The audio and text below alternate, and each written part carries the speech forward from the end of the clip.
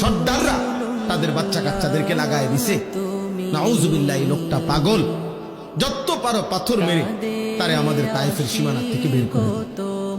ছেলেরা অজরে পাথর মারছে। পাথর মারতে মারতে আল্লাহর নবী সাল্লাল্লাহু আলাইহি ওয়াসাল্লাম পাথরের আঘাতে রক্তাক্ত হয়ে তায়েফের ময়দান থেকে বের হয়ে গেছে।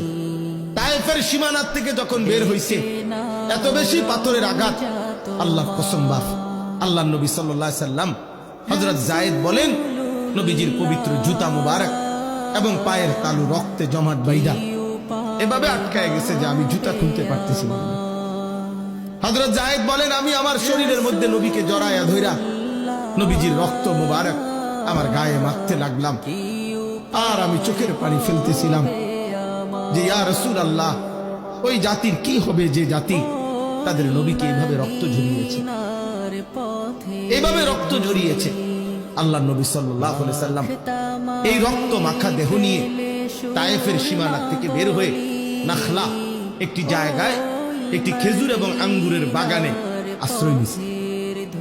এইখানে আশ্রয় নিয়া আল্লাহর নবী সাল্লাল্লাহু আলাইহি ওয়াসাল্লাম যখন রক্ত মাখা এই দেহ নিয়ে বসছেন, তখন নবী সাল্লাল্লাহু আলাইহি ওয়াসাল্লাম রাত্রি গভীরে ওই দিন এই রক্তাক্ত দেহ শরীর নিয়া রাত্রিবেলা খুব কাঁদছেন নবীজি।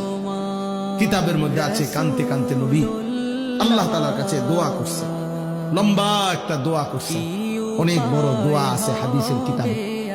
এই দোয়ার মধ্যে একটা কথা আছে, আল্লাহর নবী সাল্লাল্লাহু আলাইহি ওয়াসাল্লাম চোখের পানি ফেলতে ফেলতে মনের আবেগে আল্লাহ পাককে বললেন, ইলা মান তাকিলনি, আয় মাওলা, কার কাছে আমারে পাঠাইলেন, কার কাছে পাঠাইলেন? এই কেমন উম্মতের কাছে পাঠাইলেন যে তাদের নবীকে এইভাবে পাথর মারে? আমি তাদেরকে আপনার দিকে ডাকলাম আর তারা আমার এইভাবে পাথর মারলো, এইভাবে পাথর মারলো। আল্লাহ নবী সাল্লাল্লাহু আলাইহি ওয়াসাল্লাম বললেন, মাওলা, আমারে কি কোনো অপরিচিত লোকদের কাছে পাঠাইলেন? আমার উম্মতের কাছে না, নাকি অন্যের কাছে পাঠাইলেন? আবার বললেন, মাওলা, আমারে কি কোনো দুশমনের কাছে পাঠাইলেন যাদের উপরে আমার কোনো ক্ষমতাই কার্যকর হলো না, আমার কোনো কথাই প্রভাব ফেললো না?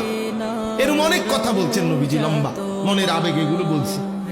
মজার একটা কথা শুনেন, আমার এটা বলার উদ্দেশ্য হলো শিক্ষণীয় একটা বিষয় আমাদের জন্য, যে এই কথাগুলো বলে, ওই যে আমি একটা কথা বলছি যে আমরা বলেই যাব, আল্লাহর কথা বলেই যাব, আমরা বিদআতের বিরুদ্ধে বলেই যাব, আমরা গোমরাহির বিরুদ্ধে বলেই যাব। এই যে একটা কথা আছে, এইখানে নবীজি একটা কথা বলছে রাত্রি গভীরে, মাওলা, আমি আপনার কাছে আমার মনের আবেগে এগুলো বললাম, তবে আমার একটা কথা মাওলা, আপনার কাছে আমি শুধু এতটুকু আবদার করি, ইন লাম তাকুন আলাইয়া গাদাবুন ফালা উবালি। এই কথাইটা নবী বলছে, আয় মাওলা, শুধু এতটুকু বলেন যে আপনি আমার উপরে নারাজ হন নাই, আপনি আমার উপরে রাগ করেন নাই। যদি বলেন আপনি নারাজ না, ফালা উবালি, অতএব আমি আর কোনো কিছুতে পরোয়া করি না।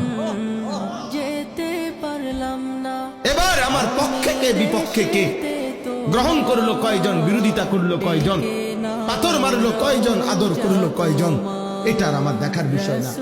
আমার দেখার বিষয় হলো আপনি অসন্তুষ্ট কিনা। যদি বলেন আপনি অসন্তুষ্ট না, ফালা উবালি, আমি আর কোনো পরোয়া করি না। আপনি খুশি, আমার চলবে, আপনি রাজি থাকলেই চলবে।